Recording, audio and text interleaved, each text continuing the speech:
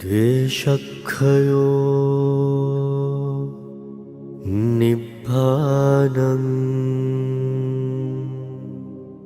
समन्ता चक्रवालेषु अत्रा गच्छन्तु देवता सद्धम्मं मुनिराजस्स सुनन्तो सग्गमोक्खदं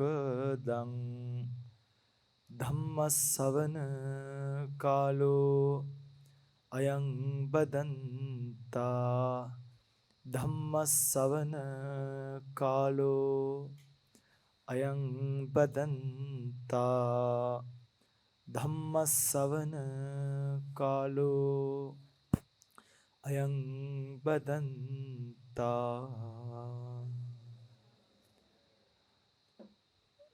නමෝ තස්ස භගවතෝ අරහතෝ සම්මා සම්බුද්දස්ස නමෝ තස්ස භගවතෝ අරහතෝ සම්මා සම්බුද්දස්ස නමෝ තස්ස භගවතෝ අරහතෝ සම්මා සම්බුද්දස්ස සේනාසනී වැඩ වාසය කරන අතිගෞරවනීය මහා සංඝරත්නයන් අවසරයි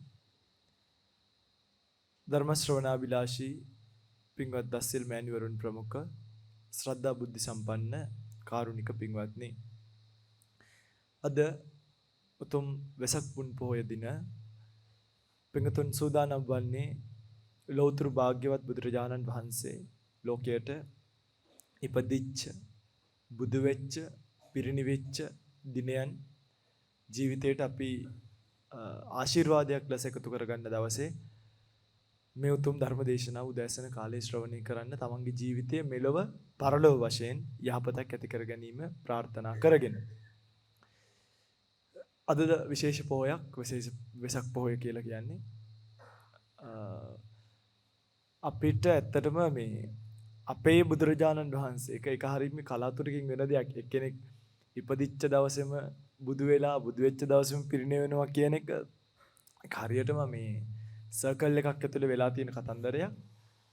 අපිට ඉතින් හරි මේ වාසනාවක් එහෙම ශාස්ත්‍රඥ වහන්සේ නමක් ලැබීම මේ වගේ දිනයක සලක ගන්න පුළුවන්. අපේ තාත්තා බැලුවොත් තාත්තලා අම්මලා බැලුවොත් උපන්දින එක දවසක නේ මැරුණ එක දවසක අවුරුද්දට 3-4 පාරක් අපි සමරන්න ඕනේ. හැබැයි බුදුරජාණන් වහන්සේ ගාවට ගියාම එක දවසේ මේ තුනම කල්පනා කරන්න අපිට අවස්ථාව තියෙනවා. ඒ නිසා වෙසක් පොහොය විශේෂ පොහොයක් බව ඉතින් කවුරුත් දැනගන්න ඕනේ. ආදරෙන් සීල් සමාදන් වෙන්න ඕනේ. ගුණ පිළිවෙත් පුරන්න ඕනේ. ආමිස ප්‍රතිපත්තිමය පූජාවන් වල යෙදෙන්න ඕනේ. විශේෂයෙන්ම ප්‍රතිපත්තියට ගොඩක් නැඹුරු වෙන්න ඕනේ. අද දවසේ මේ උතුම් පොහොය දිනය ඔබට ශ්‍රවණී කිරීමට ඔබේ දානමාන කටයුතු ඒ වගේම විකාශන කටයුතු සහ මේ පොහොය දවසේ සම්පූර්ණ දායකත්වය අරගෙන කටයුතු කරන්නේ අපේ ආදරණීය නුවන් අයියත් දේශානි අක්කත්. ඉතින් ඕස්ට්‍රේලියාවේ ඉන්න මේ සහෝදරයන් දෙදෙන බොහෝ කාලයක් ඉඳලා අපිත් එක්ක මේ ධර්ම මාර්ගයේ ප්‍රතිපත්තිකාමීව ගමන් කරමින් සිටින තරුණ සහෝදරියෙක් සහ සහෝදරියක්. ඉතින් ඔවුන්ගේ ප්‍රාර්ථනාවනුත් විශේෂ දේවල් නෑ. ඔවුන්ට අවශ්‍ය කළ ගුණ දැක්වීමට තවන්ගේ ගුරු ස්වාමීන් වහන්සේ ඇතුළේ සියලු දෙනාට කල්යාණ මිත්‍ර අපි ප්‍රාර්ථනා කරනවා නුවන් අයියටත් දේශානි අක්කටත් සුජීවත්ව සිටින මව්පියන්ටත් නමින් මියගිය සියලුම ඥාතීන්ටත් පැතූ බෝධියකින් සුවසේම ධර්ම අවබෝධය වෙන්න මේ උතුම් ධර්ම යාගයේ ධර්ම දානමය කුසලය හේතුවක් පාරමිතාවක් වේවා කියලා කවුරුත් සාදු කියලා ප්‍රාර්ථනාවක් ඇති කරගන්න. එතෙන්දී බුදුරජාණන් වහන්සේ කියලා කියන්නේ එකාත්ම භාවයක විතරක් කතා කරලා ඉවර කරන්න පුළුවන් ශාස්ත්‍රඥ වහන්සේ නමක් නෙමෙයි. බුදුරජාණන් වහන්සේව ගත්තාම එකාත්ම භාවයකට විතරක් පටු කරලා සීමා කරලා කතා කරන්න අපිට බෑ. බුදු වෙච්ච ආත්ම භාවය විතරයි. ඒ සිතුවිලි දාමය සංසාරයක් පුරාවටම දිවෙන එක. ඒ නිසා එක ජීවිතයකට ලහු කරලා කතා කරන්න කිසිම දවසක බැරි බුදුරජාණන් වහන්සේ තේරුම් ගන්නවා නම් අනවරාග්‍ර සංසාරයක දිගහැරෙන බුදුරජාණන් වහන්සේගේ සම්පූර්ණ කතා වස්තුවම අපිට යන්තම් තේරුම් ගන්න වෙනවා. කාටරි බුදුහාමුදුරුවෝ දකින්න ඕන නම් මම කියන්නේ ධර්මයේ දැක්කම බුදුහාමුදුරුවෝ දැක්කා වගේ තමයි. කියන්නේ බුදුහාමුදුරන්ගේ අර අවසාන මේ මොකද කියන්නේ අර කන්ක්ලූෂන් එක කියව ගත්තා වගේ. අවසන් නිගමනය කියව ගත්තා වගේ තමයි ධර්මයේ දැක්කම බුදුහාමුදුරුවෝ කියන්නේ කවුද කියලා හොයාගන්න පුළුවන්. හැබැයි බුදුරජාණන් වහන්සේව ධර්මයෙන් විතරක් වර්ණනා කරන්න සුදුසු කෙනෙක් නෙමෙයි. ඒ කියන්නේ බුදුරජාණන් වහන්සේව ධර්මයෙන් තමයි වර්ණනා කළ යුත්තේ. නමුත් බුදුරජාණන් වහන්සේ වර්ණනා කරන්න පුළුවන් තව තැන් තියෙනවා. උදාහරණයක්. ඔයගොල්ලෝ කවදා හරි දවසක මැරෙන්න කලින් කියවන්න ජාතක කතා 550. විශේෂයෙන්ම මේ සාමාන්‍යයෙන් ওই පොත්වල තියෙන පොඩි තැන් වලින් නෙමෙයි. මේක ලොකු කතාවක්. මම මේ කියන්නේ පොත් 7ක 8ක තියෙන කතාවක්. ජාතක අටුවාව කියලා තියෙනවා කොළපාට පොත් ටික. මොකද්ද? ජාතක අටුවාව. මේක ජාතකයක් සාමාන්‍යයෙන් ටිකක් ලොකුයි. පිටු 200 300 තියෙන ඒවාත් තියෙනවා.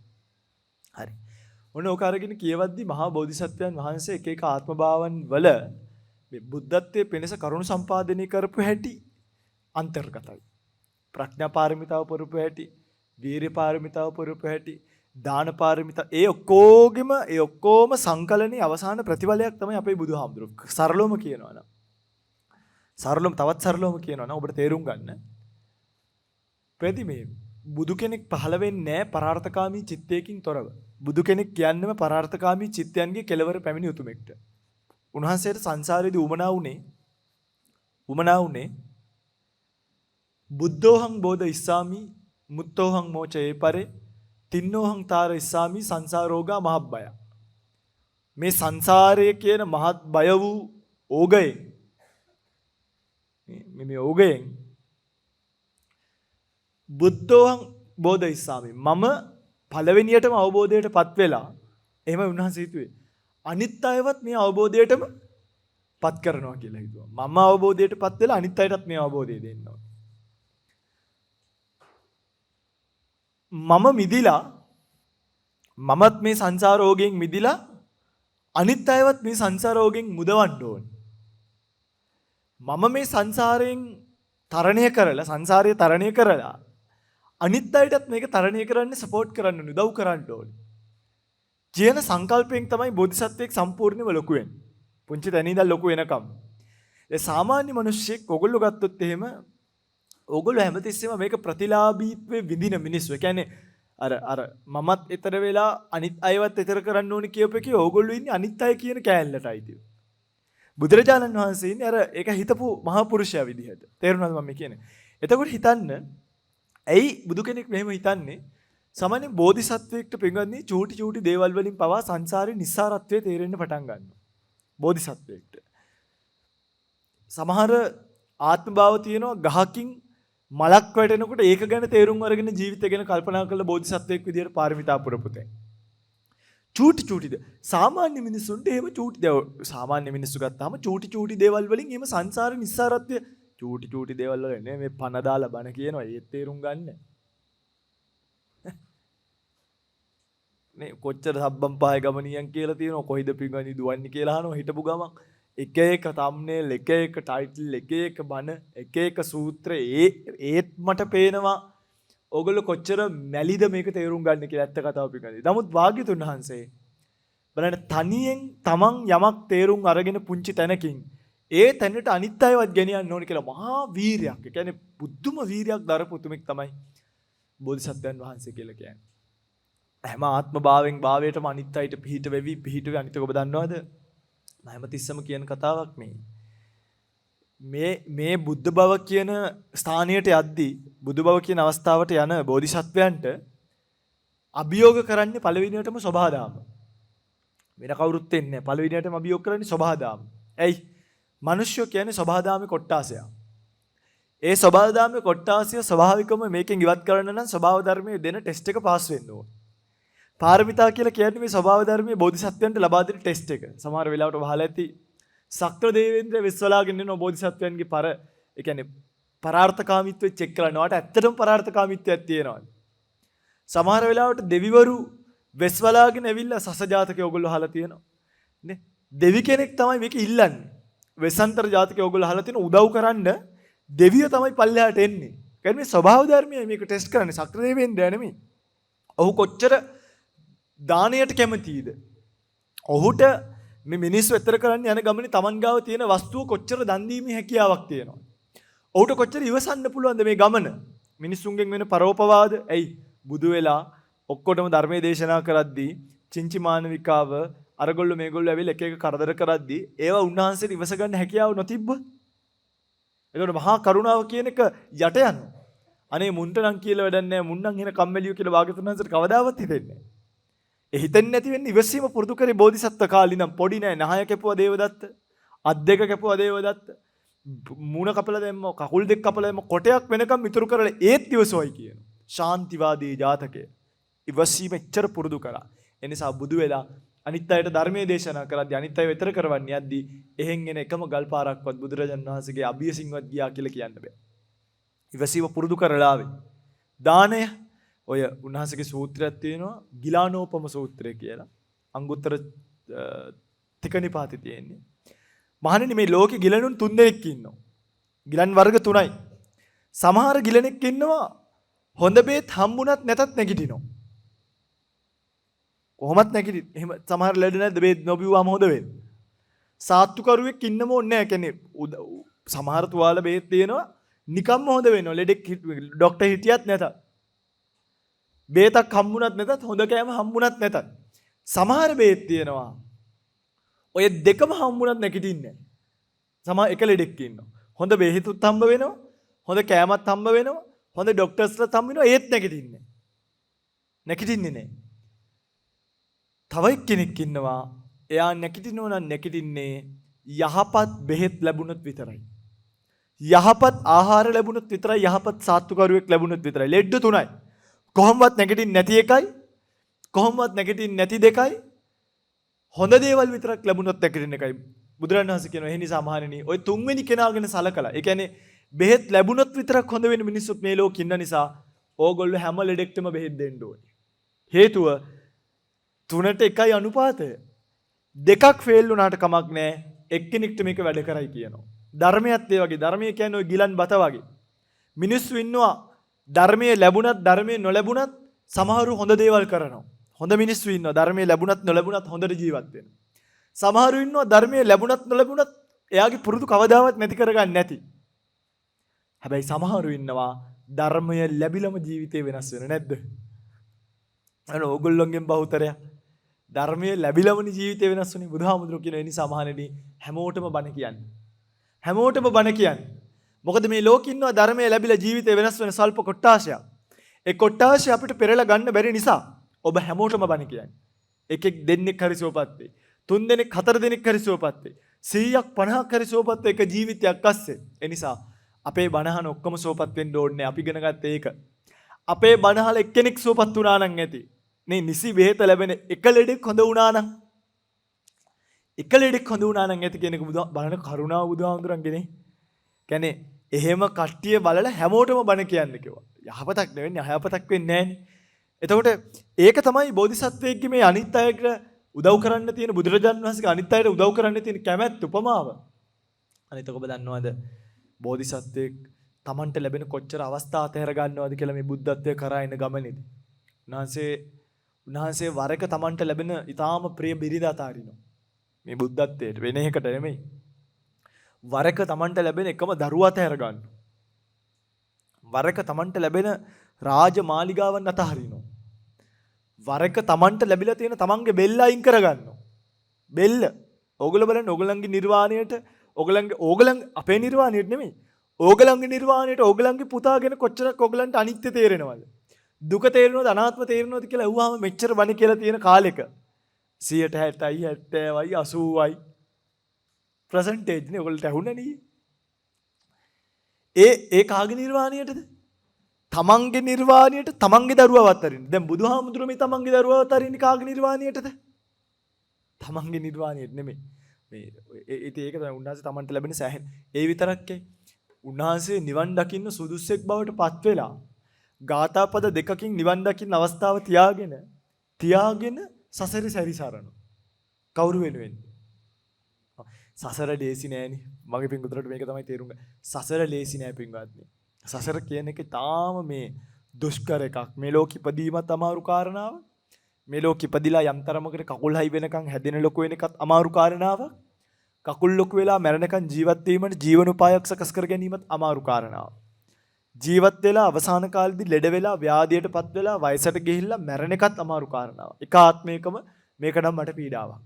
මට නම් තාම පැහැදිලිව මේක පීඩාවක්. මම ඒකට කැමති නෑ. මම මේ ජීවිතයේ ගෙවෙන කාලයට උනත් කියන්නේ මම එක බොහොම පැත්තකට කරලා ගෙවන කෙනෙක් ඇත්තටම. එහෙනම් මට එහෙම කියන්න ඕනේ නැහැ. ඔයගොල්ලෝ වැරදියට ගන්නවා මේක කිව්වොත්. ඒ නිසා ඔබට මම මේ කියන්නේ මේක දුෂ්කරයි. මේක පීඩා සහිතයි. පැහැදිලිව මේක අභිනන්දනය කරන්න කිසිම දෙයක් නැහැ. මොන හොඳ මිනිස්සු අස්සේ වුණත් ස්කන්ධ පීඩාව තියෙනවා.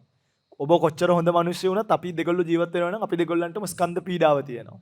ඒ ස්කන්ධ පීඩාව නඩත්තු කිරීම කියන එක මාර හිස රදයක් මේ සංසාරේ පිළිවෙල. මම ඒකට කැමති නෑ ඇත්තටම. වෙන ආත්ම භාවයකට ගිහිල්ලා ආපහු ඉපදුනොත් හිතන්නේ ඒ ආත්ම භාවයේ ලැබෙන ස්කන්ධය ඒ සතා රකින්නවා කියන එක මාර අමාරුයි. නමුත් බෝධිසත්වයෙක් මේ අමාරු කාර්යය දැකලා ආත්ම භාව 100ක් 200ක් 300ක් නෙමෙයි. ආත්ම භාව කීයක්ද නේ? අර කියනවා වෙස්සන්තර ජාතකයට එනකොට දැන් ඒ බුදු වෙන්න බලාගෙන තමයි ඉපදිලා තියෙන්නේ. හැබැයි දාන පාරමිතාවේ චූට්ටක් පිරিলা මදිලු. කොච්චරද? කියන්නේ චූට්ටක් පිරিলা මදිලු. ඒ චූට්ට පුරන්න තමයි වෙස්සන්තර ආත්ම භාවය ඉපදුනේ. ඒතර චූට්ට වෙස්සන්තර ආත්ම භාවය නම් චුට්ට කොහමද? උපදිනකොටම දන් දීගෙන ඉපදෙන්න ඕනේ. ඒ කියන්නේ එහෙම කියනවා පින්වත්නි. ස්වල්පයක් පිරලා තිබෙන ඒ ස්වල්පේ පුරන්න තමයි වෙස්සන්තරාත්ම භාව ඉපදුනේ කිය. ඒ ස්වල්පය පටන් ගත් ඉපදිනකොට අම්මයි කරේ තිබ්බ මාළි අරගෙන එයා සල්ලි අරගෙන එයා පැත්තට දීලා. ඉවර කරේ නෝනව ජාලිය ක්‍රිස්ටජීනා තමන්ගේ පණ වගේ දරුව ඇහෙන් ලේ ටික වැටෙනකොට දන් දීලා. තමන්ගේ දරුවට ගගහ එක්කන් යනකොට නේ තාත්තා කෙනෙක්ට කොච්චර අමාරු තමන්ගේ දරුවව දැන් ගහ එක්කයි යනවා දැක්කොත් ඕගලන්ගේ පුතාව ඕගොල්ලෝ මහාන කරනවා. මං ගේ ගාව ඉඳන් වේලක් අරගෙන ගගහ පන්සලට එක්කන් එනවා. ඔයගොල්ලෝ මොකක් කියයි? අනේ ඌට දකින්න ඕන නිවලක් නෑ. ඔන්න ඔය ගෙදර තියලා යන්න හමුදුරුවනේ. ඔයගොල්ලෝ බයයි මං පොඩි අය මහාන කරා, ඈනියෝරු මහාන කළා. මට අම්මලා හැමතිස්සෙම ඒගොල්ලෝ හරිම කෙයා කරනවා. ඒගොල්ලන්ගේ දරුවාට අයහපතක් වෙයිද? ඒගොල්ලන්ගේ දරුවාට කෑම බීම මදි වෙයිද? ඉතින් මම මේ උත්තර සපයන්න ඕනේ. අම්මලේ මහා මම කියනවා පොඩි හාමුදුරු ටිකක් කෙට්ටු වෙලානේ. ඒක තමයිනේ මම කන්න දීලා නෑ වගේ. අම්මලා කතා කරන්නේ. ඔය ඒක තමයිනේ කෙට්ටු වෙලා හරියට. මම කොයිද ඉතින් මේ කන්නේ නෑනේ අම්මේ කොච්චර දේවල් දීලා තිබ්බත්. ඒක තමයිනේ බලන්නකෝ ඉතින් ගෙදරදී නම් හොද්දට හිටියා මෙහෙදි කෙට්ටු වෙලා. දැන් මම යාගේ කොටස කාලා වගේ මට බයින්නේ. ඒක එහෙම තමයි. අම්මා ඒකට කැමති නෑ කිසිම කෙනෙක්ගේ. කැමති නෑ. අනම්මනම් කියනවා ඉතින් හරියට මම ඔය 30 40 දෙනාගේම අනම්මනම් අහලා තියෙනවා. මෙහෙ ආවහම නම් හොඳයි. ඒ ගියාම කෙට්ටු වෙනවා, කළු වෙනවා. ඒක කියනවා. ඉතින් මේ නමුත් වෙසන්තර රජතුමා වෙසන්තර ආත්ම භාවයේදී දරුවව ගගහ එක්කයි යනවා. යන්න දීලා බලන් ඉන්නවා. යන්න. ඔයා දුක් විඳින්න තව ටික කාලෙ මේ සසර කොහොමද දුකයිනේ. මම ඔයාව රාහුල එක්ක කරලා අරගෙන ඊතර කරන්න. හරි. ඔයාම රාහුල එක්ක කරලා ළඟට අරගෙන ඊතර කරන්නම් කිව්වා. බුදුහාමුදුරුවෝ මාරයි. රාහුල දැන් ආවනේ. රාහුල ඉපදිලා. එක වෙලාවක ඔයගොල්ලෝ අහලා තියෙනවා ජේතවනාරාමයේ බුදුරජාණන් වහන්සේ වැඩ ඉද්දි රාහුල ස්වාමීන් වහන්සේට කුටියක් තිබ්බේ. අහලා තියෙනවනේ. කොයිද හිටියේ ගිහිල්ලා? මේ වොෂ්රූම් එකේ බුදුහාමුදුරන්ගේ ගඳ කිලිය සැතපුණයි කියනවා. හොඳේ. ඒ සරියුත් මහ රහතන් වහන්සේට බුදුහාමුදුර කතා කළා අහනවා ඇයි රාහුල බාත්රූම් එකේ සැතපුණේ? ස්වාමීනි මේ අනූප සම්පන්නෙක් එක්ක ඉන්න එපා කියලා බුදුහාමුදුර කියලා සරියුත්. ඔබ වගේ කෙනෙක් බුද්ධ ශාසනයේ රාහුල වගේ කෙනෙක්ට එහෙම කරා නම් මේ ශාසනය අනාගතේ මහාන වෙන සාමණේරයන්ට කොහොම සැලකිල්ලක් ලැබෙයිද? ඔබ අග්‍රශ්‍රාවකයා. රාහුල මගේ ගිහි කලපතනවා. ඔබ වගේ කෙනෙක් රාහුලට එහෙම දැන් කරා නම් අනාගතේ මේ ශාසනයේ මහාන වෙන පොඩි උන්ට අනාගතේ ඉන්න හාමුදුරුවෝ මොනා නොකරයිද? උපසම්පදා සීලය වෙනස් කරා. මහණෙනි අනූප සම්පන්නෙක් සමග දවස් 2-3ක් එකට වාසය කරන්නට අනුදනිමි. කොහොමදනේ? අර එක සිද්ධියට සීලය වෙනස් කරලා දුන්නේ නැහැටි. ස්වාමීනි පුතා නිසා වැඩිපුර බැලුවද නැහැ. බුදුහාමුදුරුවෝ බැලුවේ මගේ ශාසනයේ මම ජීවත් වෙලා ඉද්දි රාහුලට සරියුත් මහ රහතන් වහන්සේ අතිම මේක වුණා නම් 2500ක් විතර යද්දි සාමණේරවරුන්ට මොනා නොකරයිද හාමුදුරුවරුනේ. කරුණාව. එදා රාහුලව යවුවට පස්සේ රාහුල නිසා සිල්පද පව වෙනස් කරලා හදලා තියාගත්තා. රාහුලට විතරයි පුළුවන් වුණේ බුදුහාමුදුරුවෝ ළඟට ගිහිල්ලා පොඩි කොල්ලා අතේ එල්ලිලා තාත්තේ මට දායාද දෙන්න කියලා ඉල්ලගන්න. මොකද සංසාරේ පාරමිතා පුරලා තියෙනවා කෑල්ල ඉල්ලගන්න සුඛාතේ සමන ඡායා ස්වාමීනි. ඔබ වහන්සේගේ ඡායාවත් මට සනීපයි. හරි බුද්ධ ඡායාවනේ වැටෙන්නේ. බුදුහාමුදුරන්ගේ ඡායාවට කී දෙනෙක්ට යට වෙන්න පුළුවන්ද ලෝකෙනේ? අහින අමාරුයි. ස්වාමීනි සුඛාතේ සමන ඡායා. ඔබ වහන්සේගේ ඡායාව මට සනීපයි. පුළුවන්ද දායාද දෙන්න? අම්මා කෝ දායාද ඉල්ල ගන්න කියලා. අම්මා උඩින් නම් පෙන්නනවා අන්න තාත්තා ගිහිල්ලා දායාද ටික ඉල්ල ගන්න. මොන හරි දෙයින කියලා. ඒ කියන්නේ වස්තුව නෙමෙයි වස්තුව කොහොමත් රාහුලගේ. වෙන කතාවකින් මේක කියයි. බැලුවා රාහුල දිහා පුතා මට ඔබට දෙන්න තියෙන එක දායාදේ. කැමතිද? මහානකම. කැමතියි ස්වාමීනි. ඇයි මේකට දෙන්න? සපයිලි අර සෙවණෙල් තාත්තනේ අවුරුදු ගානකින් දැක්ක. කියන්නේ බුදු තාත්තා මම ඒක පුතාගේ පැත්තෙන් කිව්වේ හොඳේ. අග්‍ර ශ්‍රාවකෙක්ට බාර දෙනවා සිවුරක් පොරවල මහාන කරන්න. ඒක තමයි මට තියෙන එකම දායාද කියලා. මහාන කරලා රාහුල ගාවට බුදුහාමුදුරුවෝ කීප වතාවක් වෙනම වඩිනෝ. ගිහිල්ලා චුල්ල රාහුලෝවාද සූත්‍ර කලයක් පෙන්නලා කියනවා රාහුල. මේ කලේ පිරලා තියෙනවා වගේ තමයි බොරු කියන්නේ නැති මහණුන්. කලේ අනිත් පැත්තට පෙරලලා පෙන්නනවා රාහුල මේ හිස් කලේ වගේ තමයි බොරු කියන මහණුන්. ඒ නිසා මේ ශාසනයේ ලස්සන ස්වාමීන් වහන්සේ නමක් වෙන්න නම් තමන්ට අවංක වෙන්න. ඉන්ද්‍රිය මෝරණකම් බුදුහාමුදුරුවෝ බල ඉඳ ඉන්ද්‍රිය මෝරණ දවසේ උන්වහන්සේට කියලා රහත් වෙන්න කාරණාව දේශනා කරනවා. පිරිණිවෙන්න දිව්‍ය ලෝකෙක. පිරිණිවෙන්න දිව්‍ය ලෝකෙක. මේ නෙමෙයි. ඒක තමයි අර කරපු කැපකිරීමේ ප්‍රතිඵලය බුදුහාමුදුරුවෝ ආපහු දෙනකොට දුන්න හැටි. යසෝදරාව උඩට වෙලා ඉන්නෝ. බුදුහාමුදුරුවෝ මාලිගාවට ගියාම දන්නෝ යසෝදරා කකුල අල්ලගෙන වඳිනවා කියලා. එක්කන් ගියේ නෑ පොඩි අය. සරියුත් මහ රහතන් වහන්සේ එක්කන් ගියා. අග්‍ර ශ්‍රාවකයන් එක්කන් ගියා. යම් කුඩට. ඇයි? ඒ දෙන්නට තමයි මේක දරා ගැනීමේ ශක්තිය දෙන්නේ. වෙන පොඩි කෙනෙක් එක්කන් ගියා නම් තනියෙන් යන්නත් බෑ මිනිස්සු අනම්මනම් කියයි. වෙන පොඩි අය එක්ක යන්නත් බෑ. අතර වෙන ප්‍රවෘත්තියක් තියෙනවා. යසෝදරාව කකුල අල්ලන් වඩනවා. බුදුහාමුදුරුවෝ කියන අඬන්න දෙන්න කියලා. අඬන්න දෙන්න. අය ඕන තරම් සසරේ මං වෙනුවෙන් කඳුළු වලලා ඇති. අද ඇයට අඬන්න දෙන්න. ඒ තමයි බුදුහාමුදුරුවෝ අර සාංශාරිකව Tamanට කැපකිරීම කරපු අයට උදව් උපකාර කරපු තැන්. තමන්ගේ ශාසනය අග්‍ර ශ්‍රාවක තනතුරු ලබන බොහෝ උතුමෝ සංසාරේ Tamanට අම්මා වෙලා ඥාති වෙලා උපස්ථාන කළ උපස්ථාන කුලේ ඉඳලා තමන්ව රැකබලා ගත්ත අය. එහෙම කෙලෙහි ගුණයක් මේ බුදු කෙනෙක් කියන්නේ මහා පරිපූර්ණ ආත්ම භාවයක්. හරි. ඒ නිසා උන්වහන්සේට වැඳලා මදි කියන්නේ. උන්වහන්සේට එහෙම වැඳලා මදි පින්වත්නි. උන්වහන්සේ කියන්නේ අපේ මුළු ජීවිතේම. අද මේ වෙසක් එකේ තේරුම් ගන්න නිකම් මේ උදේට මලයි හවසට හඳුන් කුරයි හවසට පහනයි ගහන්න නෙමෙයි බුදු පිළිම. උන්වහන්සේ කියන්නේ අපිට පරිපූර්ණ ආදර්ශයක්. පරිපූර්ණ ජීවිතය පිළිබඳව කියලා දුන්න උතුමෙක්. තව ගත්තොත් තව ඔය ආත්ම භාවයන් වල ගෙවිගෙන එනකොට උන්වහන්සේට කියනවා මේ බුදුවරු කොච්චර හම්බුණත් දැන් 20 අසංකේ කල්පලක් පොඩි නෑ පින්වත්නි හොඳේ 20 අසංකේ කල්පලක්ෂයක් කියන්නේ හත්වලා මේ මට නම් හිතා ගන්න බෑ කෙනෙක් කවදාද කින්න මන්ද කියලා කියන්න බෑ. මනසින් හිත මාවයි කියන කාලය. කටින් කිය විතරක් ආවයි කියනවා කාලයක් පාරමිතා නොකර. හිතන්නකො බ්‍රේක් එක. සාරා සංකේ කල්ප ලක්ෂයක් විතරක් පාරමී විතරක් පිරුවයි කියනවා. පාරමී විතරක්. වල මේ එක ජීවිතයක අපිට ලැබෙන සමහර ටාස්ක් ඒක නිවසන තැන් ටික ඉවස ගන්න, දරා ගන්න තැන් ටික දරා ගන්න, දෙන්න ඕනේ තැන් වලදී දෙන්න, වීරය කරන්න ඕනේ තැන් වල වීරය කරන්න. ඔබ දන්නවද අපිට හරි මහන්සි. මම පුද්ගලිකව හාමුදුරුව කෙනෙක් විදියට ඔය ව්‍යායාමේ ඉන්නවා. ඔය කියන ව්‍යායාමේ හාමුදුරුව කෙනෙක්ගේ ශීර්ෂයේ මට නම් හරි මහන්සි මේක. මම බොහෝ වෙලාවල් වලට හිතනවා මේක මේ දැන් නම් ඇති අප්පා. ඔය කියන්නේ මට ඕක දවසට දෙතුන් පාරක් නොහිතෙන්නේ නැහැ. දැන් නම් මේක ඇති කියලා. නමුත් ආපහු තල්ලු කරගෙන තමයි මේක මේ පාරට දාගන්න හිට. හරි පාරට දාගන්න. දැන් ජනවාරි ඉඳන් අප්‍රේල් වෙනකම්ම බණ බාරගත්තේ නැතිම තරම්. ඔයගොල්ලෝ දකින්න ඇතිනේ.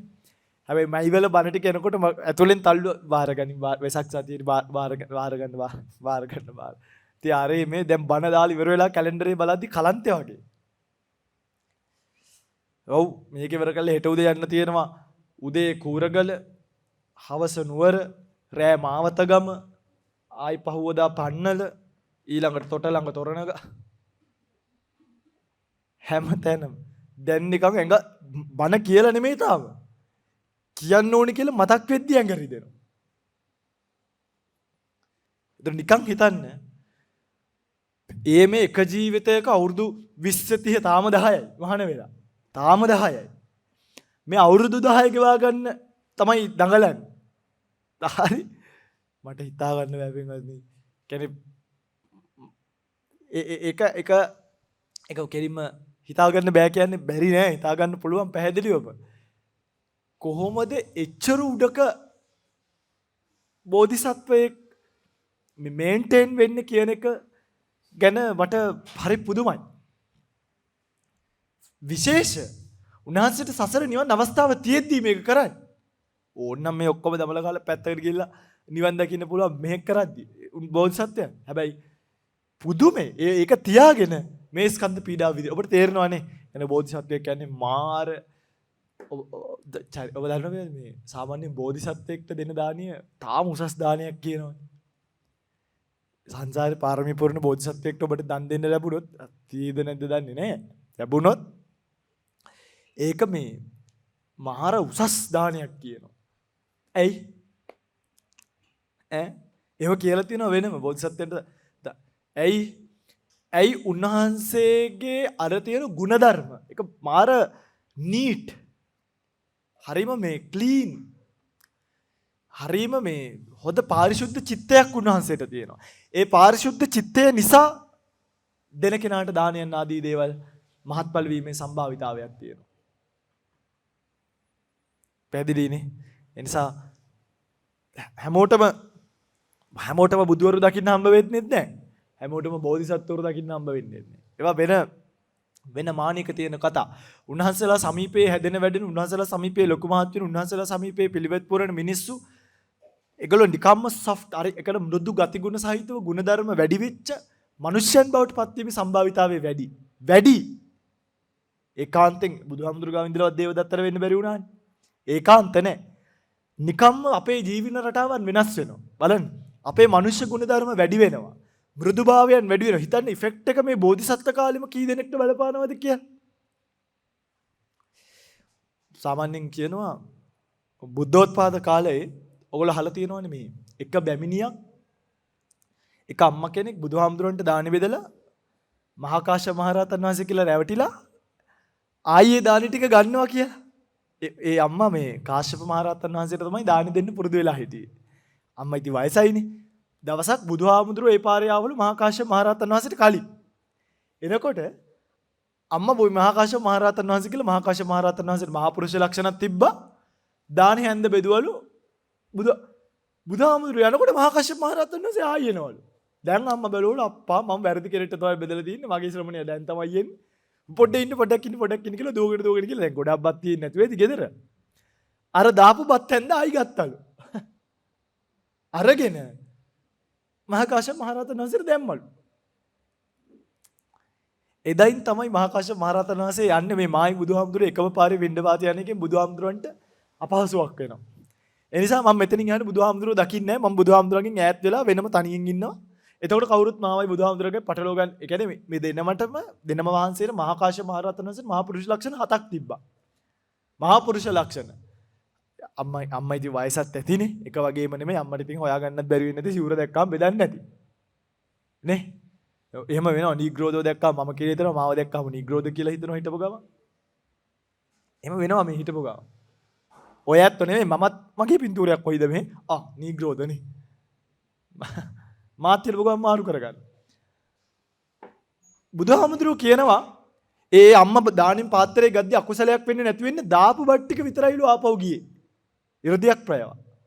දාපු බත් ටික විතරක් හැන්දට යන්නේ. බුදුහාමුදුරුවෝ කියනවා මහණෙනි මම මේ අනවරාග්‍ර සංසාරි බෝධිසත්වයෙක් වෙලා දන් දෙනකොට ඔයගොල්ලෝ කවුරුත් මගේ දන්සල් වලින් කාලා තියෙනවා. වරුනේ. එන්නේ බුදුහාමුදුරුවෝ දීපු දාන වලින් නොකාපු කෙනෙක් පේන ඉක්මානිකනේ. දැන් ඕගලන්ට මම කිව්වොත් ඔයගොල්ලෝ කවුරුත් මගේ දන්සල් වලින් කාලා තියෙනවා කියලා තියෙනවා. ඔයගලන්ට ඕන තරම් මම එක එකව දීලා තියෙනවා. හරි. ඔය බුදු වෙන ආත්ම භාවයට එනකොට කියනවා ඇහෙන්න පේන්න ඉන්න හැම කෙනෙක්ම බෝධිසත්ව කාලේ මන් දුන්න දන්සල් වලින් කාලා තියෙනවා. මේ අම්මට විතරක් කොයින් හරි එකක් මගේ ඇරලා තියෙනවා. ඒ අම්මා විතරක් බෝධිසත්වයන්ට ඒ නිසා ණයනේ බුදුහාමුදුරන්ට සංසාරේ එනකොට බත් පිළිකට. ඒ නිසා තමයි අර බත් හැන්ද රිටර්න් උනේ කියලා. කොහොමද සංසාරේ ගනුදෙනු වනේ? ඒ කියන්නේ එතකොට හිතන්න බෝධිසත්ව කාලෙම බුදු වෙලා පැත්ත බෝධිසත්ව කාලෙම ඕගොල්ලන්ගේ බඩවල් කොච්චර පුරවලද්ද කියලා. මම කියන්නේ ඕගොල්ලන්ගේ කියලා නෙමෙයි මම මිනිස්සුන්ගේ කියන්නේ. බෝධිසත්ව කාලෙම ඒ මිනිස්සුන්ගේ හිත කොච්චර හදලාද කියලා මේක මේ ජර්නි එකක්. නිවන් දකින්නකම් යන්නේ සමහර එක ආත්ම භාවයක මේක ඉවර වෙන්නේ නැති වෙන්න පුළුවන්. ඒව තමයි මේක ජර්නි එකක්. ජර්නි එකක් කියන්නේ මේ අද පටන් අරන් හෙටිවර වෙන එකක් නෙමෙයි දීර්ඝ කාලයක් පුරුදු කිරීමෙන් ලබන්න ඕනේ ප්‍රතිඵලයක් එතනද. මතක තියාගන්න නිවන් යන ගමන ජර්නි එකක්. ඔබ මේ වෙලාවේ කළ යුතු හොඳම දේ කරන්න. මේක ජර්නි එකක්. මේක ඉවර වෙන්නේ හොඳ තැනක. ස්වාමීනි හෙට නිවන් දකින්න බැරි වෙයිද කියන චරිතයට යන්න එපා. අනිද්දා නිවන් දකින්න ඕනි කියලා හිතාගෙන යන්න එපා. මේක ජර්නි එකක්. මේ වෙලාවේ හොඳම දේ කරන්න. සුදුසු වෙලාවේ හොඳම දේ ලැබෙයි. ඒක මේ ආත්ම භාවය වෙන්න පුළුවන්. ඊළඟ ආත්ම භාවයක වෙන්න පුළුවන්. සාංශාරික යන භව ගමනකදී බුදු කෙනෙක්ගේ පාමුල වෙන්න පුළුවන්. මං කියන්නේ හුදු බලන්න මේ ඔබේ බලාපොරොත්තුව මම මේ කඩනවා පොඩි. බුදු කෙනෙක්ගේ කතාවක් දාලා වෙසක් දවසේ. වටිනවා මේක. ඕගොල්ලෝ ගොඩක් වෙලාවට මේ ජීවිතේ ඔව් අපිත් ඉතින් ඕගොල්ලන්ගේ මේ ජීවිතේම නිවන් දක්කන්න තමයි බණ කියන්නේ. මේ හිර කළා එහා පැත්තට එක්කන් කියලා මොකෝ කරත්ත පදින්න නෙමෙයි. ඕගොල්ලන්ව හරක් කර අරගෙන මම කරත්ත දාගන්න නෙමෙයි යන්නේ. ඩෙසර්ට් සවාරිය යනවා වගේ. කොහොමද ඔබට නිවන් දකින්න තමයි බණ ටික කියන්නේ. හැබැයි ඔබේ පැත්තෙන් පොඩි රිලීෆ් එකක් හදාගන්න. ඒක වීර්ය අඩු කරගන්න එපා. පොඩි රිලීෆ් අපි කියන්නේ සහනයක් හදාගන්න. මේක ජර්නි එකක්. මම හොඳම දේ කරනවා. හොඳම දේ මට සුදුසුම වෙලාවට ලැබෙයි. ඔන්න කියලා හිතාගත්තොත් මම කියන ඔයගලන්ට දැන් ගොඩාක් අය මගෙන් අහන එකක් තමයි හාමුදුරනේ මාර්ගඵලයක් නොලබා මැරුණොත්. ඉතින් මම මොකද කරන්නේ? මාර්ගඵලය විඳින්නද කියන්නේ ඉන්ජෙක්ෂන් එකකට දාගෙන ඇවිල්ලා. අහනවා මෙච්චර අමාරුවෙන් ධර්මයේ හැසිරීලා මාර්ගඵලයක් නොලබා ජයිද දපුක් ගන්න. ඉතින් මට මොකද්ද කියන්නේ සේලයින් බෝතලයකට සෝවාන් ඵලයේ දාලා පොවන්නද කියන්නේ? එහෙම බෑ.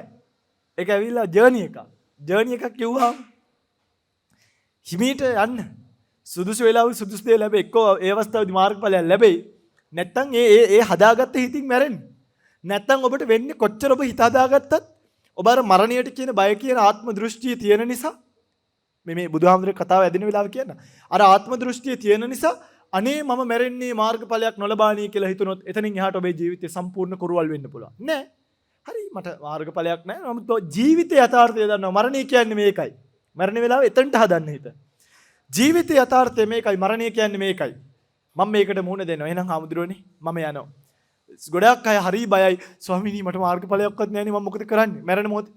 එහෙම මේ මොකක්වත් කරන්න පුළුවන් නම් බැරියයි. පුළුවන්ද බැරිද? බෞද්ධයෝ මොලේ තියෙන මිනිස්සු වෙන්න ඕනේ. ඒක අන්ධ භූත ආගමික සංකල්ප වලින් පිරිච්ච මිනිස්සු වෙන්න බෑ. ඔබට තියෙන ජීවිතයේ යථාර්ථය තේරුම් ගන්න. මේක තමයි ඔබේ ටාස්ක් එක. හොඳම දේ ඒකයි.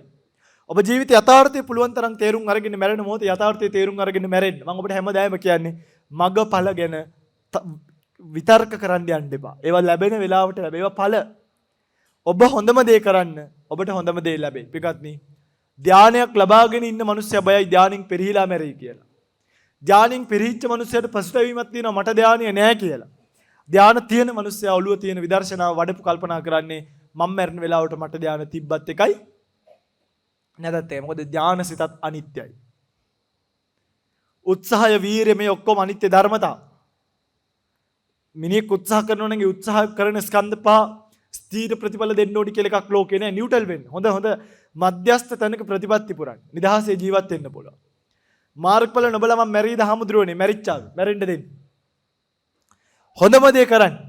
අන්තිම මොහොත වෙනකන් ඔබේ අන්තිම හුස්ම අන්තිම සිහි බිඳුව වෙනකම්ම හොඳම දේ කල්පනා කරන්න. ඔබ මාර්ගඵලයක් නොලබා මැරෙන එකක් නෑ. මරුණා. ඊළඟ සූත්‍රයේ බුදුහාමුදුරුවෝ දේශනා කරනවා සෝතානුදත. එහෙම කෙනෙක් කවට හරි කෙනෙක්ට ජීවිතේ සිහියෙන් මැරෙන්න පුළුවන් නම් එයා ඊළඟ පාර උපදින්නේ කල්යාණ මිත්‍ර නැවක් මැද්ද කියනවා. එයා මුලා වෙලා හිටියත් සංසාරේ කල්යාණ මිත්‍රෙක් කනගාවට ඇවිල්ලා ඇදගෙන ඔය මොකද කරන්නේ? මතක නැද්ද සංසාරේ කරේ මේකයි. බලන්න ඔයගොල්ලන් මේ ජීවිතේත් තේම ප්‍රතිලාභයක් ලැබුණා නේ නේ. අතරමැද්ද කොයි හරියදී කවුරු හරි කෙනෙක් කන ලාඟට ඇවිල්ලා මෙහෙටනවා යන්න කියන මේ දැන් මේ බලන්න ඔයගොල්ලෝ සංසාරේ ඉතින් බය වෙන්න එපා. මේක අයහපතක් වෙන්නේ නැහැ. අද දැන් කොච්චර උද්‍යපඥානීයට භාවනා කරන කී දෙනෙක් ඉන්නවද? ඒ අයහපතක් වෙලාද ඔබට?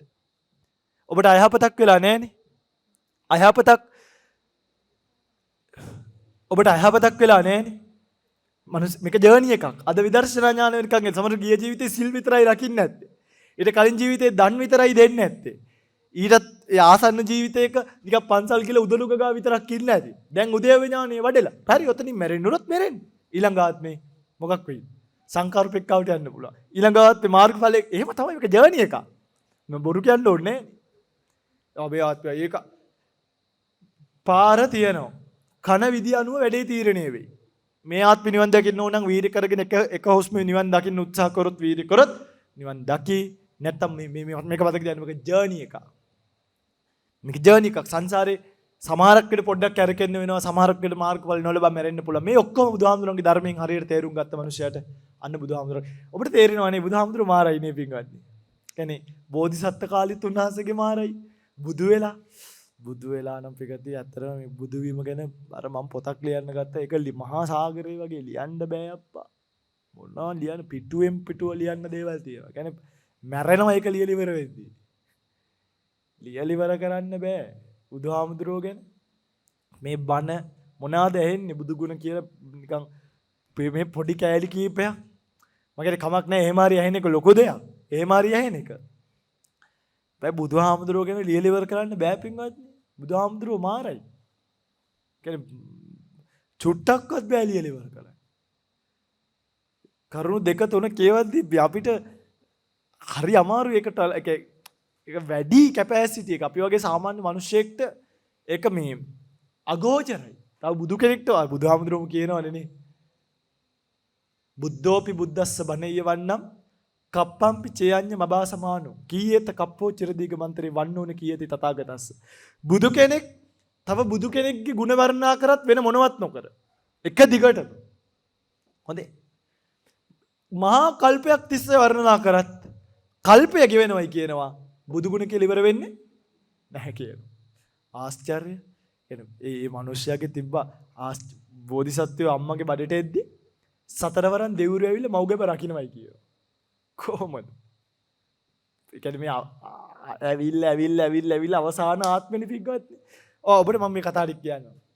බෝධිසත්වෙක් උපදී කියන්නේ මේ ස්වභාව ධර්මයත් එක්ක හැප්පිලා මේ කැපකිරීම ටික කරලා නැකිටලා වැටිලා මේ අනිත් මේ ওই ස්වභාව ධර්මයේ කොච්චර බුදුහාමුදුරන්ට එරෙහි වෙනවදනේ බෝසත් කාලේ.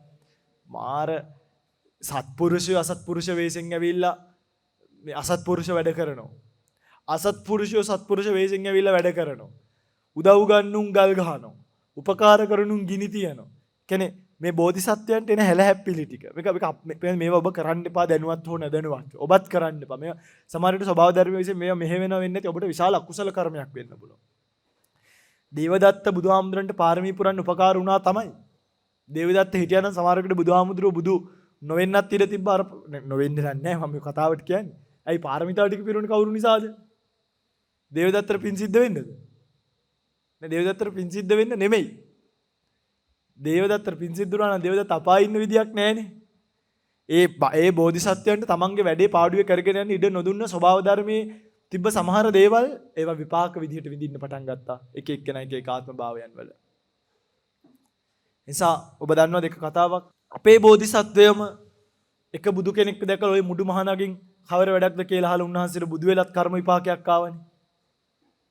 ඒක පරිස්සමෙන් හොදට ගුණධර්ම තියෙන මිනිස්සුත් එක්ක හැප්පෙන්න යනකොට ස්වභාව ධර්මයේ විසින් මෙහෙවා හෝ එහෙම තමයි ස්වභාව ධර්මය එක්කෙනෙක්ට සාධාරණයක් කරන්නේ තව කෙනෙක්ට අසාධාරණයක් කරනවා.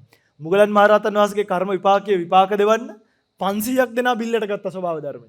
රහතන් වහන්සේ නමක් 500ක් මරලා ඒ 500 අපාගාමී වුණා. හිතන්න. එස ඔබ බිල්ලකට අහු වෙන්න පුළුවන්. ඔබ බිලි වෙන්න යන්නේ නැතුව හිමින් සැරේ ඔබ බිලි වෙන්න ඕගොල්ලෝ මේ තුන්කුළු දුන්නු දරුවෝ නෙමෙයිනේ. හිමින් සැරේ මේකේ පිළිවෙත් පුරාගෙන සංසාරේ ඉන්න තාක් කාලයක් මේක මතක තියාගන්න. සංසාරේ ඉන්න තාක් කාලයක්. මේක වැදගත්. කියන්න උමනා උනේ. බෝධිසත්වයන්ට ස්වභාව ධර්මයේ තමයි මේ ටෙස්ට් ටික ඔක්කොම දෙන්නේ ඔබට කොච්චර දාන දීලා අවසානයේ බුදුහාමුදුරුවෝ පහළ වෙන කල්පෙත් ස්වභාව ධර්මයේ ගන්නවා බුදුහාමුදුරන්ගේ පැත්ත. මෙච්චර කාලයක් අගේන්ස්ට් ඉතින් ටෙස්ට් කරා.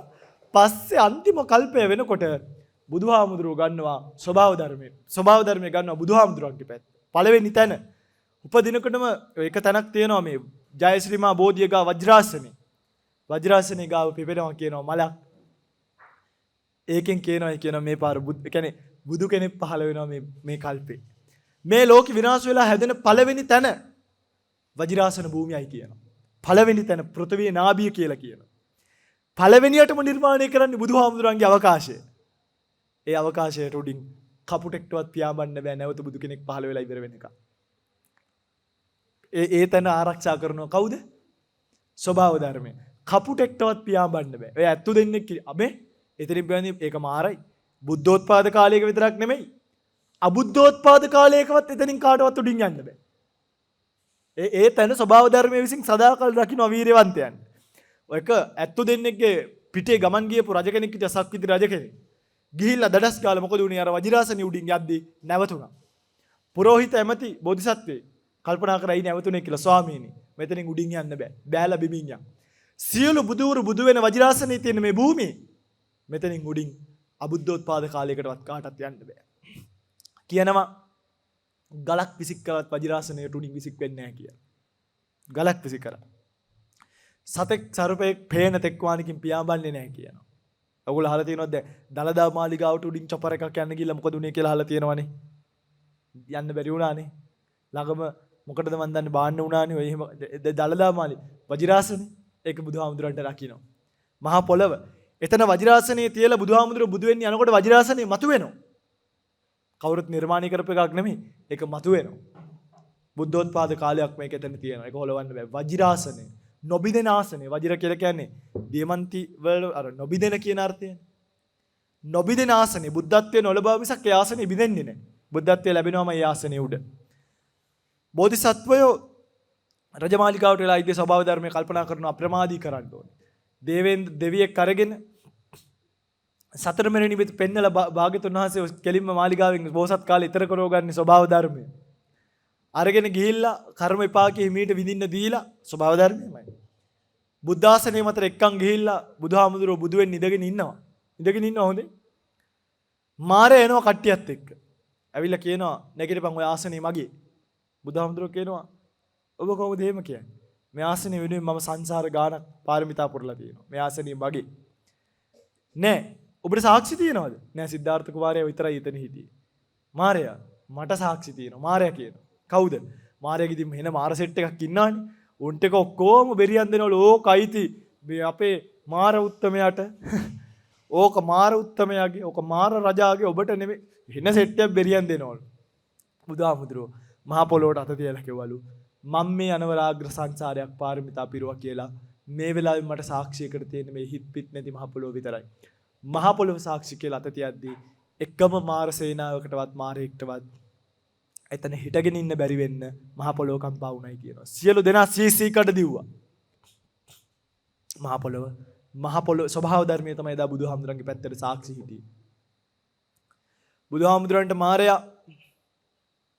ගිනි අඟුරු එවනකොට ස්වභාව ධර්මයේ විසින් ඒවා ඔළුව උඩ තියලා මල් කරලා බුදුහාමුදුරන්ගේ සිරිපතුල ගාවට වැට්ටුවා.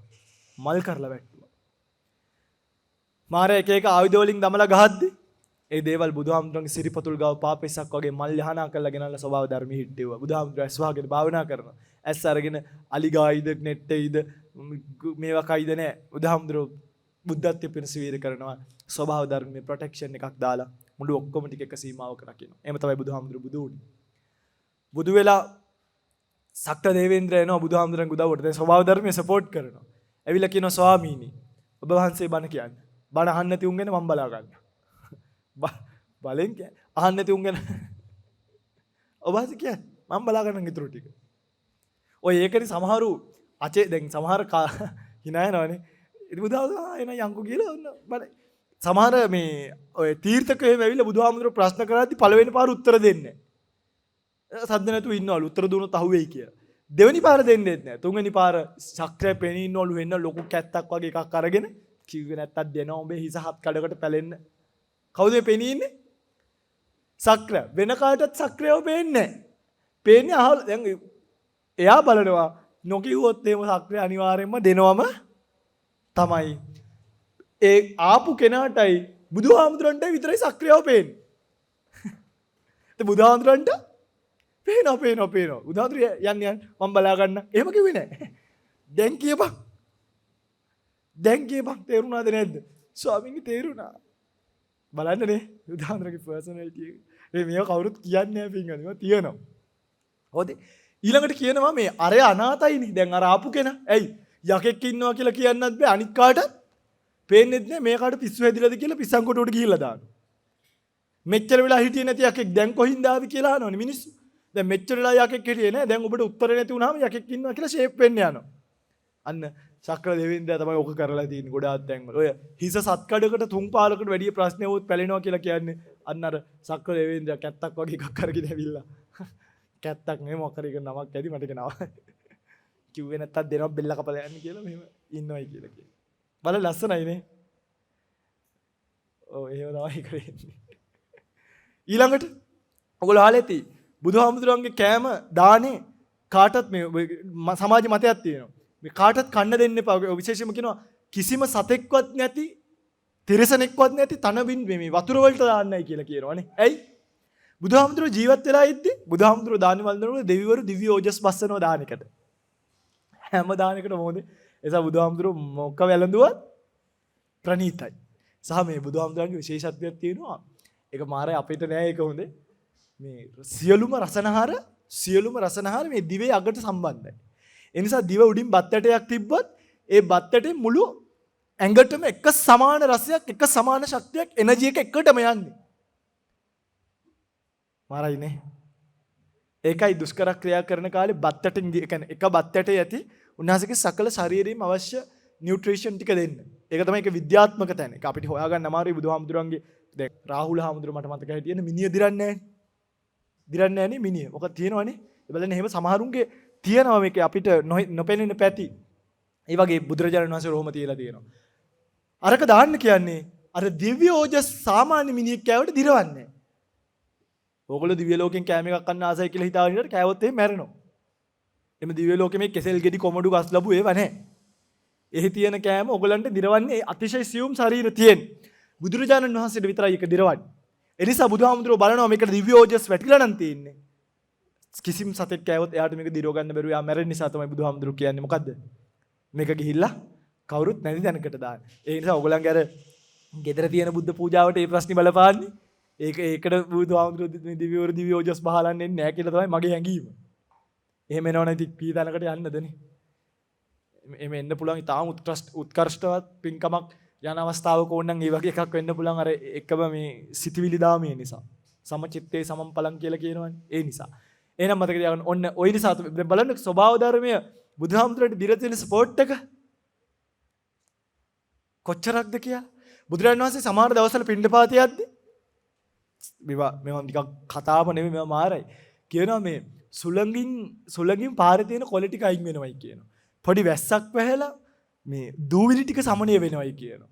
බුදුරජාණන් වහන්සේ යන්න පුළුවන්. මේ වලවල් තියෙන තැන් මෙහෙම පොළොවට සමතලා වෙනවයි කියනවා. කඳු වගේ තියෙන තැන් පොළොවට සමතලා වෙනවයි කියනවා. මිනිස්සු බුදුහාමුදුරුවෝ පිණ්ඩපාත එනවා කියලා දැනගන්නවයි කියනවා. ඒ කාලේ මේ අර මේ වයිද බලන්න බුදුහාමුදුරුවෝ ආස්ත ගෙදර තියෙන සංගීත භාණ්ඩ ඔටෝ නාද වෙනවයි කියනවා. ආභරණ නිකම්ම ශබ්ද කරනවයි කියනවා. ඒකේ මිනිස්සු දැනගන්නවයි කියනවා. මොකද්ද? අද බුදුහාමුදුරුවෝ පිණ්ඩපාත එනවා. මේ ස්වභාව ධර්මයේ සපෝට් කරනවා. ෆුල් සපෝට් කරනවා. ඒක තමයි බුදු කෙනෙක්ගේ ආශ්චර්යය. ඒ නිසා මතක තියාගන්න මට මේ කියන්න ඕනේ උනේ අද වෙසක් දවසේ. මම මේ ලහාලක දෙයක් නෙමෙයි කියන්න ආවේ. ඔබට ඔබේ ශාස්ත්‍රුන් වහන්සේ කියන්නේ කවුද? කොයි වගේ පරාසයක උතුමෙක්ද මේ එක කෑල්ලකින් ධර්මයෙන් විතරක් ආමිෂ පූජාවෙන් විතරක් මල පූජා කරලා එහෙම නෙමෙයි. බුදුහාමුදුරුවෝ කියන්නේ මේ සම්පූර්ණ ටෝටල් කියන්නේ ෆුල් පැකේජ් එකක් කියලා මතක තියාගන්න. ඒක ඒ විදිහට තේරුම් ගන්න උත්සාහ කරන එක තමයි ලොකුම දේ. උන්වහන්සේගේ තිබ්බ කරුණාව, කෙනෙක් වෙනුවෙන් ඇරෙන්න පුළුවන් ගතිය, පාසනලිටි එක කියන්නේ හයිය හිතේ තිබ්බ හයිය, නිന്ദ අපහාස මැද්දේ වුණත් උන්වහන්සේ සමහර දේවල් කරපු හැටි ඔයගොල්ලන්ට මතකද? මම අර සිල්පදයක් කියලා දෙද්දි කියලා දුන්නානේ මේ අර අසුබ කර්මස්ථානිය දීලා මතකයි නේ කියලා දුන්නා. අසුබ කර්මස්ථානිය දීලා බුදුහාමුදුරුවෝ භික්ෂුන් වහන්සේලා සියදී විනාසා ගද්දි සමහරව අහනවා ඇයි බුදුහාමුදුරුවෝ අසුබ කර්මස්ථානිය දෙද්දි මේක දැක්කේ නැත්තේ කියලා. හේතුව කියලා තියෙනවා. ඒගොල්ලෝ පෙර කර්ම විපාකෙන් කොහොමත් මැරෙන අය බුදුහාමුදුරුවෝ අසුබ කර්මස්ථානිය දුන්නේ කයගෙන ආත්ම ඡන්දයාත ඇරලා එතනින් හරි දිව්‍ය ලෝකයකට යයිනි කියලා කියනවා. එහෙනම් අපිට හිතාගන්න බැරි සීමාවක කරුණාවක් පතරවපු උතුමෙක් බුදුහාමුදුරුවෝ කියන්නේ. විශේෂත්වය මේ ඔක්කොමත් එක්ක අපිට කියලා දුන්න මේ ජීවිතයේ යථාර්ථය කියන එක. කියන්නේ හරියට ජීවත් වෙන්න, පිරෙහෙන්නේ නැතුව ජීවත් වෙන්න, යථාර්ථය අවබෝධ කරගෙන ජීවත් වෙන්න, ජීවිත කතාව හරියට දැනගන්න මේ ආශ්චර්යවන් ඔක්කොම ওই කයල්ලට. පිරිනිවන් මංචකේ අඩුම මේ බුදුරජාණන් වහන්සේ කියනවා පිරිනිවන් පාන්නෙද්දී බුදුරජාණන් වහන්සේට පිරිනිවන් පාන්න එන්න කෙනෙක් වයසයි ඒතකොට භාග්‍යතුන් වහන්සේ ඇත්තටම. විශාලා මහනුවර ගාවට ගිහිල්ලා අර තනි සිංහයා ඉන්න කුළුණ දැකලා ඇති. ඕගොල්ලන්ට ලියලා දැම්මා. ඒ තනි සිංහයා ඉන්න කුළුණ ගාවට ගිහිල්ලා බුදුහාමුදුරුවෝ ආයි විශාලාව දිහා හැරිලා බලලා කියනවලු ආනන්ද මේ විශාලාව හරි රමණීයයි. ඇත්තනේ විශාලාව කොච්චර ලස්සනද නේ. මේ තථාගතයන් වහන්සේ විශාලාව දකින අන්තිම බැල්මයි. අදින් පස්සේ කවදාවත් ආයි තථාගතයන් වහන්සේට මේ විශාලාව දකින්න වෙන්නේ නැහැ කිව්වා. කියලා එතන ඉඳන් කුසිනාරාවටම පයින් ගිහිල්ලා තියෙනවා. අර සිංහයා බලන් ඉන්නේ ඒ නිසා කියනවනේ. ඒ සිංහයාව ධර්මාශෝක රජතුමා අඹලා තියෙන්නේ හරිම මේ කියන්නේ සිංහයා තමයි සිංහ රැස් අකුලලා තියෙන්නේ පිළිමේ. සිංහ රැස් කියන්නේ සිංහයාගේ තේජාවක් තියෙනවනේ සිංහ තේජස කියලා කියන්නේ. ඒ තේජස නැහැ. සිංහව අකුලලා තියෙන්නේ. අකුලලා තියෙන්නේ ඒ කියනවා ඒ තිරිසනා බලන් ඉන්නවයි කියනවා. බුදුහාමුදුරුවෝ මෙතනින් තමයි හැරිලා අවසානෙට ගියේ. එදා ගියපෝ බුදුහාමුදුරුවෝ තාම මේ පැත්තට වැඩියේ නෑනේ. තාම 2600ක් සිංහයා කුළුණුට බලන් ඉන්නවා. ගිහිල්ලා බලන්න. සිංහයා කුළුණුට හරියටම කුසිනාරාව පැත්ත තමයි බලන් ඉන්නේ. බුදුහාමුදුරුවෝ ඇවිල්ලා බුදුහාමුදුරුවන්ට එන්න බෑ. එක තැනකදී බුදුහාමුදුරුවන්ට කලන්තේ ආනන්ද මට කලන්තේ වගේ ආනන්ද වතුර ටිකක් අරන් මේ එන්න බෑ. එන්නම බෑ. හිතන්න මම කියන කතාව. ආනන්ද සානසේ වතුර ටිකක් ගේන්න යනකොට අර කරත්ත ස්වාමීනි කරත්ත ටිකක් ගිහිල්ලා මඩ වෙලා ආනන්ද මට යන්න අමාරුයි. ඔබ ගිහිල්ලා බුදුහාමුදුරන්ට කියලා ගන්නකො. බුදුහාමුදුරන්ට කියලා ගද්දි අර මඩ ටික ඔක්කොම අයින් වෙලා නිල්වන් ජලයක් ඇවිල්ලා බුදුහාමුදුර පැන්න. ඊට පස්සේ ආයෙ එන අතරතුර පින්වත්නි කුකුත්තා නදියෙන් පැන් පහසු වෙලා එතනින් මේ පොරවනවා. කවුද එක රජ කෙනෙක් දෙනවා පුක්කුස රජතුමා. දෙනවා සිවුරු දෙකක් රත්තරන් පාට බුදුහාමුදුරන්ටයි ආනන්ද ස්වාමීන් වහන්සේටයි. බුදුහාමුදුරන්ට එක සිවුරක් පොරවලා ආනන්ද ස්වාමීන් වහන්සේ කල්පනා කරන භාග්‍යතුන් වහන්සේට සීතල ඇති. මගේ සිවුරත් භාග්‍යතුන් වහන්සේට පොරවන්න. ආනන්ද ස්වාමීන් වහන්සේ මාරයිනේ. මගේ සිවුරත් ආනන්ද බුදුහාමුදුරන්ට පොරවන්න ඕනි කියලා සීතල ඇති කියලා හිතලා බුදුහාමුදුරන්ට තමන්ගේ සිවුරත් ආනන්ද ස්වාමීන් වහන්සේ පොරවන. දෙකම. හරලා අරන් ගිහිල්ලා ඒ යනකොට ආයි තියෙනවා තව තැනක් අවසන් වලට පැන් වැළඳු ස්ථානය කියලා බුදුහාමුදුරුවෝ යනකොට පෙන්නනවා ඉන්දියාව ගියාම. එතන ගිහිල්ලා තනේ ෆෑන් බිවි ගිහිල්ලා ආනන්ද මට මෙතනින් යහන්න ටිකක් යන්න අමාරුයි. මේ ඔය එක සිවුරක් එලන්න කොයි කිව්වා බිමට. එක සිවුරක් එළුවා බිමට. එතකොට ආනන්ද ස්වාමීන් වහන්සේ අහනවා ඊට කලින් ස්වාමීනි මේ ඔබ වහන්සේ පිරිණිවුණාට පස්සේ අපි කොහොමද ඔබ වහන්සේගේ දේහයට කරන්න ඕනේ? ආනන්ද මම මරුණාට පස්සේ මගේ දේහයට කර ඉන්න දේ ගැන හිතන්නේ නැතුව උඹේ රහත් බව පිණිස කල්පනා කරපන්. හරි. මගේ දේහයට කරන්න ඕනේ දේ සක්විති රජවරු අරගොල්ලෝ මේගොල්ලෝ ගිහියෝ කරයි. ඔයා මගේ දේහයට කරන්න ඕනේ ගැන හිතින් නැතුව අප්‍රමාදීව වීර කළ රහත් වෙන්නයි කිව්වා. බලන්න මේ බුදුහාමුදුරේ කරුණාව. එහෙමත් කියලා ඕන පිරිණිවන. පිරිණිවන මේ අන්තිම අවස්ථාව. ආයි අහනවා මහණෙනි. මේ භාග්‍යතුන් වහන්සේ තාම ජීවිතුන් අතර ඉන්නවනේ. උඹලට මොකක් හරි පැනයක් තියෙනවා නම් අහපන්. නැත්නම් පස්සේ ඔයගලන්ට පසුතැවිලි වෙන්න උනොත් බුදුහාමුදුරුවෝ ජීවිතුන් අතර ඉද්දිත් මට මේක අහගන්න උනාය කියලා ඒක මට හරි නෑ. ඒ නිසා මට අමාරු නෑ. මේ අමාරුවෙන් ඉන්නේ හරිද? අමාරුයිනේ වතුර බිබියාව කිව්වම අහන්නකෝ ඔයගලන්ට තියෙන ඕන ප්‍රශ්නයක්. සුභද්‍ර එනවා දුවගෙන. අර ස්වාමීන් වහන්සේලා නවත්තනවා. බුදුහාමුදුරුවෝ කියන ආනන්ද එන්න සුභද්‍රට. එන්න දෙන්න. මොකද මගේ ශ්‍රාවකෙක් නම් අනිවාර්යයෙන් මගෙන් එන්න දෙන්න. මේ මැරෙන්න ගිහිල්ලා අර අනවරාග්‍ර සංසාරයක් මිනිස්සු වෙනුවෙන්ම කැප කරලා බුදු වෙලා දරුවෝ දන් දීලා, ගෙවල් දන් දීලා, හිස දන් දීලා මේ මැරෙන මොහොතේ තවත් සුබද්දහන ප්‍රශ්නයක් බුදුහාමුදුරුවෝ සුබද්දලත් උත්තර දෙනවා. දීලා අවසාන වතාවට තමයි කියන්නේ හන්ද දානි බික්කවේ ආමන්තයාමි වූ මහණෙනි මම ඔබ අවසන් වරට අමතමි. වය ධම්මා සංඛාරා සංස්කාරයෝ නැසෙන සුළුයි. ඒ නිසා අප්‍රමාදේන සම්පාදේත ප්‍රමාද වෙන්න එපා මේ සසරේ. අප්‍රමාදීව සම්පාදනය කරගෙන මේ අන්තිම වචන ටිකත් මිනිසුන්ගේ යහපත වෙනුවෙන් තමයි වෙන් කළේ. අන්තිම වචන ටික. ඒ වෙන් කරලා ක්‍රමානුකූලව ධානය වලට සමවැදිලා සමවැදිලා ආපහු පහළට ඇවිල්ලා ආය උඩම ධානය වලට සම්බැදිලා උඩම ධානයකින් නැගිටිනකොට උන්වහන්සේගේ අවසාන හුස්ම මේ ලෝතලයට මුසු වුණා කියන. අවසාන හුස්ම ටික. කුසිනාරාවට ගියාම අදත් ඒ හුස්ම වල හැගීම අපිට දැනෙනවා අපි ගාන. يعني ඒක ඇතා හෝ නැතා ඒ අවසාන තියෙන පොඩි කුසිනාරාවේ තියෙන පොඩි මොකද්ද මේ හිතට අමාරුවක් ගෙනල්ලා දෙන ගතිය. ගිහිල්ලා බලන්න දවසක යන්න ඕනේ හරි. අනිවාර්යෙන් ගිහිල්ලා බලන්න. එක්කන් හරි යන්න. වෙලාවක යන්න. ලෑස්ති වෙන්න කොහොමද? මේ අවුරුද්ද අවසානයේ වගේ මං හිතාගෙන ඉන්න ඔක්කොලමත් එක්ක යන්න. සීතල නැති කාලෙක. ගිහිල්ලා බලන්න කුසිනාරාවේ තියෙනවා තාම ඒ බුදුහාමුදුරු පිරිනිවන් පාපු මොහොතේ තිබ්බ මොකද්ද කියන්නේ? ඒ වචනයක් ඒ ගතිය තාම තියෙනවා පින්වත්. ගිහිල්ලා බලන්න. මට දැනෙනවද දන්නේ? ඔබටත් අනිවාර්යෙන් දැනේ. ඒ ගතිය තාම තියෙනවා. ඉතින් ඒ බුදුහාමුදුරුවෝ ඉපදිච්ච බුදු වෙච්ච පිරිනිවන් පාපු දවස තමයි වෙසක් පොහොය කියලා කියන්නේ. ඔය සිද්ධාර්ථ කුමාරයා මම කිව්වේ අතනදී තව තැනක්. මේ පිරිනිවෙච්ච හැටි. අර බුදු වෙච්ච හැටි. ඉපද අම්මගේ බඩේ ඉන්නකන් සතරවරන් දෙවිවරු රැකලා හරි අම්මට රාගසිතක් ඇති වෙන්නේ නැහැ කියනවා පුතාගේ ආනුභාවයෙන්. මහා මායාවට කැමති ඔක්කොම දේවල් ලැබෙනවා කියනවා පුතාගේ පින නිසා. අම්මගේ මව් ගැබ අම්මව සතරවර දෙවිවරු හතර දෙනෙක් රකින්නවා මහා මායාව විතරයි දකින්නේ මේ. මහා මායාවට පේනවා. මහා මායාව හැඳුම් මාරු කරනකොට දෙවිවරු එළියට යනවා කියනවා. කියන්නේ මේක එහෙම මාර ආශ්චර්යයක් තියෙන කතාවක්. දෙවිවරු හතර දෙනෙක් රැකව මව් ගැබක් සිද්ධාර්ථ කුමාරයා කියලා කියන්නේ. හරි. කියනවා බුදුරජාණන් වහන්සේ මේ බෝධිසත්ව කාලේ අම්මගේ බඩේ වැඩ ඉන්නවා අම්මට පේනවයි කියලා. එරමිනිය ගොතාගෙන වැඩ ඉන්නේ යෝගාවචරයෙක් වගේ හිමාලි තාපසෙක් වැඩ ඉන්නවා වගේ තමයි කියනවා සිද්ධාර්ථ කුමාරයා වැඩ ඉන්නේ.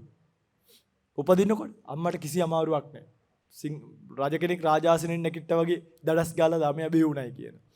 බෝධිසත්වයේ බඩ ඇතුලේ ඉන්න කාලය දක්වාම අම්මා ආර්ය අෂ්ටාංගික සීලය රකින්න. නිකම්ම බෝධිසත්වයන්ගේ ආශ්චර්ය බඩේ ඉද්දිම අම්මා සිල්වන්තියක් වෙනවා. පින මැරෙනවා දවස් 7කින්. පින එලිම දිව්‍ය ලෝකෙට ගිහිල්ලා ඉපදිලා බුදුහාමුදුර නිවන් දක්කන්න එනකන් දිව්‍ය සැප විඳගෙන ඉන්නවා. බුදුහාමුදුර ඇවිල්ලා නිවන් දක්කනකොටම තමයි මහා මායාව නිවන් දකින්නේ. කොහොමදනේ? ස්වභාව ධර්මයේ ඇතුළෙම ඉපදිලා ස්වභාව ධර්මයේ යටම බල ඉපදුනේත් ගහක් යට. බලන්න. ස්වභාව ධර්මයේමනි පින්වත්. බුදුහාමුදුරගේ ස්වභාව ධර්මයේම නිර්මාණයක් ලස්සන. ස්වභාව ධර්මයේම පාරමිතා පුරලා ස්වභාව ධර්මයේ ඉන්න මිනිස්සු ටිකව ස්වභාව ධර්මිකවම ඊතර කරවල නිර්වාණය කියන ස්වභාවික තැනටම ස්වභාවික ගහක් යටම ඉපදිලා ස්වභාවික ගහක් යටම බුදු වෙලා ස්වභාවික ගස් දෙකක් අතරම පිරිනිවන් පාලා කියන ස්වභාව ධර්මයටම එකඟ වෙලා ජීවත් වෙච්ච බුදුම ශාස්ත්‍රුන් වහන්සේ නමක් තමයි ඔබෙත් මගෙත් බුදුහාමුදුරුවෝ කියලා කියන්නේ. බුදුහාමුදුරුවෝ කියන වර්ණනා කරන්නේ ඇත්තටම වචන කියන්න ගත්තොත් මුලක ඉඳන් 550 ජාතකේ ඉඳන් සියලු සූත්‍රවල තියෙන කරුණු ධම්මපදයේ තියෙන සමහර කරුණු අරගෙන බුදුහාමුදුරුවෝ ගැන වර්ණනා කරන්න වෙනවා. ඒ නිසා මම මේක ඇත්තටම මේ බුදුහාමුදුරුවෝ ගැන කියන්නම් කියලා හිතාගෙන ආපු ගමනක් නෙමෙයි. මේ බණ එක. මම හිතාගෙන ආවේ මේ වෙසක් එක නිසා මොන හරි කියන්නම් කියලා. හැබැයි වෙසක් එක් කියලා කියවෙන්න තියෙන බුදුහාමුදුරුවෝ ගැන. ඒ නිසා දවසක බුදුහාමුදුරුවෝ ගැන කියන්නම් කියලා හිතාගෙන ඇවිල්ලා බණක් කියලා දෙන්න. තව කල් තියෙනවා. ඒ කාලේ ගන්න. එදාට අපි තව ටිකක් බුදුහාමුදුරුවෝ කියන්නේ කවුද කියලා හිමින් සැරේ තේරුම් ගන්න ඉගෙන ගමු.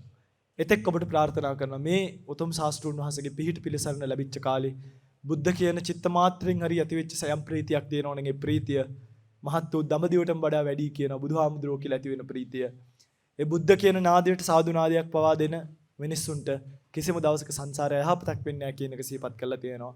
ප්‍රාර්ථනා කරන ඔබ සියලු දෙනාටම බුදුරජාණන් වහන්සේගේ පිහිට පිළිසරණ ලබන දායක කාරකාදී ශ්‍රාවක පින්වතුන් සියලු දෙනාට බණහන ධර්මයේ හැසිරෙන සියලුම පින්වතුන්ට ප්‍රාර්ථනා කරනවා ඒ උතුම් බුදු සරණ ලැබිලා ඒ උතුම් ධම් සරණ ලැබිලා ඒ උතුම් සංඝ සරණ ලැබිලා ප්‍රාර්ථනීය බෝධියකින් නිවිලා යන්නට මේ දේශනාව ඔබට ඒකාන්ත හේතුවක් වේවා පාරමිතාවක් වේවා කියලා සාදු කියලා ප්‍රාර්ථනා කරනවා. අද දවසේ මේ දේශනාව සිදු කරන්නට දායක වුණු දේශානියකටත් නුවන් අයියටත් වගේම අද පොය දවසේ සම්පූර්ණ දායකත්වයේ වෙනුවෙන් කටයුතු කරන අරගෙන විකාශන දායකත්වය වගේ දායකත්වයන් වල කටයුතු කරන ආදරණීය අක්කටත් ඒ වගේම අපේ සුමිත්‍රම්මට යෝගාවචරයන්ගේ දානමාන ආදී ගැන සලකලා බලපු ඒ උපස්ථාන කරපු ඒ වගේම ඔවුන්ට උපකාර කරපු සජීවත්ව තින්න සියලු දෙනාටත් නමින් මිය ගිය සියලු දෙනාටත් ඔවුන්ටත් උතුම් චතුරාර්ය සත්‍ය ධර්මය ලැබෙන්නම මේ අවබෝධය ලැබෙන්නම මේ කුසලයේ හේතු වේවා පාරමී වේවා කියලා අපි ප්‍රාර්ථනා කරමු. ඔබ අපි නමින් මිය පරලොව ගිය සියලුම ඥාතීන්ටත් පින් අනුමෝදන් වේවා. ඔබටත් උතුම් චතුරාර්ය සත්‍ය ධර්මය අවබෝධ වේවා. සියලු දෙවියෝත් මේ පින් අනුමෝදන් කරගෙන දෙව්ලොව සැනසෙත්වා කියලා සාදු කියලා ප්‍රාර්ථනාවක් ඇති කරගෙන දෙවියන්ටත් නිවන් සම්පත් වේවා කියලා ප්‍රාර්ථනා කරගෙන මේ ගාථාවන් කියලා දෙවියන්ට පින් අනුමෝදන් කරමු. ආකාසට්ටා ච බුම්මට්ටා දේවා නාග මහිද්దికා පුඤ්ඤන්තං අනුමෝදිත්වා චිරං රක්칸තු ශාසනං චිරං රක්칸තු දේශනං චිරං රක්칸තු මං පරන්ති. හැම දිනෙකටම සම්මා සම්බුදු සරණයි.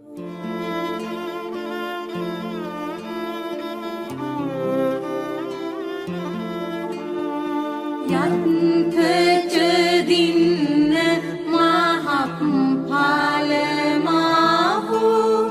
චතුසු සුචිසු පුරිස යෝගේසු අට්ඨ පුංගල ධම්මදාසාති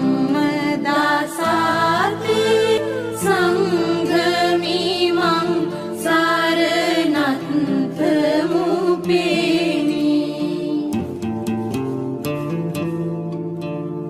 සිව් සිව් මගපල අනුව නිවන් පත් සංගගන අට පුඟුලෝ යාන නම් ලත් දින දින දිය කරනා මහා බලවත් සරණට එළඹෙමි මහා සංඝ බලවත්. ද්වේෂක්ඛයෝ නිබ්බානං